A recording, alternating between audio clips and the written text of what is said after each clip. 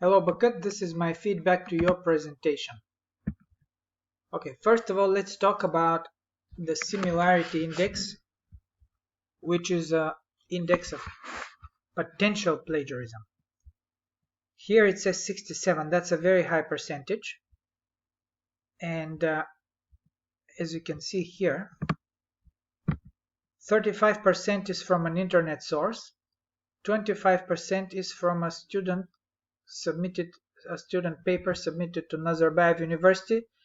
I'm guessing that this is your own paper that you've submitted elsewhere, but the machine doesn't know that, so it flags it as plagiarism. But in either case, there is this. So let's just go and check this one. Okay, that's just the reference, so this is not counted. No problem for here. But this is definitely a problem. This is all going to be considered plagiarism, and you will get points deducted. Look at that. You basically lifted from an internet source without paraphrasing. All of this is going to be considered plagiarism. Okay, so you need to do something about that. As far as the second source, okay, this is just no problem because it's your reference list. Here, this second source is just your reference list. That is not considered plagiarism, no problem. So really what you should do is you should take care of this first source. You should try and paraphrase. Now, there is another good reason why you should rework this slide. There is too much continuous horizontal text. Rather, it should be very short bullet points and they should be vertically placed.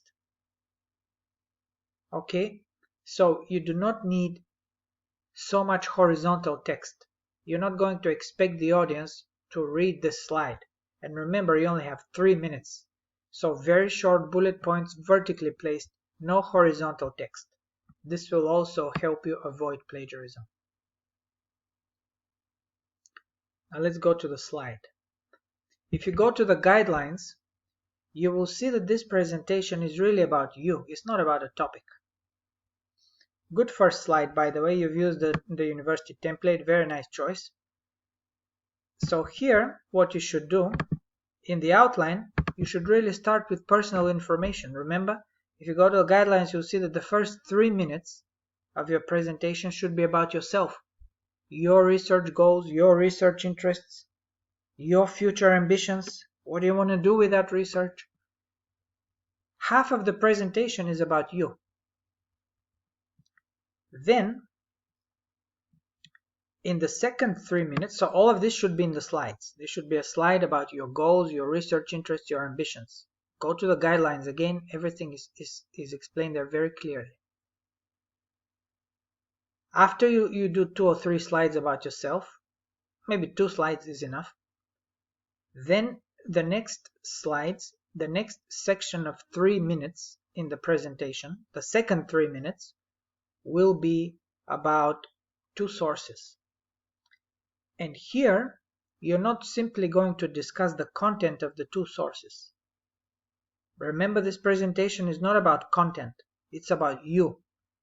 So in this discussion of the 2 sources, you can talk about how they helped shape your research interests. You can say, this source was very helpful to me because I realized blah blah blah. You know your topic, so you know how to say it. So take one source, and this should also be the title of the slide, discussion of source 1. Put that in the title. And then say, this source allowed me to realize blah blah blah. Radio communication was whatever. Okay. Next slide, discussion of source 2. Same thing. This source helped me blah blah blah. See? Basically, it should not be about content. It should be about you, your research areas, your ambitions, your interests, and how the 2 sources were helpful and important for your research. It's all about you. And then somewhere you need to include a visual aid. So you should not include horizontal text like that. I mean, the audience does not have time to read your presentation. It should be a very short, succinct bullet points, right? Okay, if this is your visual aid, you could do that. But again, from here, I'm seeing that this is more about content. You don't have time to explain the main components of the radio communication system. Just talk about why it's important, something that's a little bit easier for non-specialists to understand, because this presentation will be delivered among a group of people who do not know anything about this. They will be from completely different majors. So it'll be hard to understand for non-specialists. Again, here, nobody will know anything about the algorithm, and it will be very difficult to understand. So you need to redesign your presentation. So start with information about yourself, your goals, your research ambitions. Go straight into source 1 and source 2. Focus mostly on how they were important for your research, and don't go into too much technical details and too much technical terminology. And then you should have a slide that says conclusion. This will be a 1-minute conclusion, and this should basically wrap up the presentation. Maybe we can talk about why this issue is important for Kazakhstan, something like that, and then reference list and Q&A.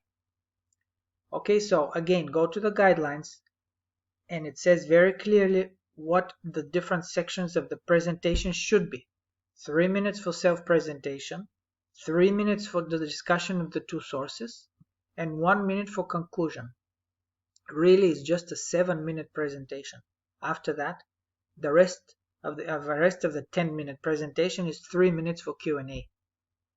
And we are not talking about content here. We're talking about you, and as a researcher, your goals, your ambitions, how the sources helped you. And again, bullet points, not horizontal text. Okay? If you have anything you want to ask, let me know. Good luck on your presentation, Bakat.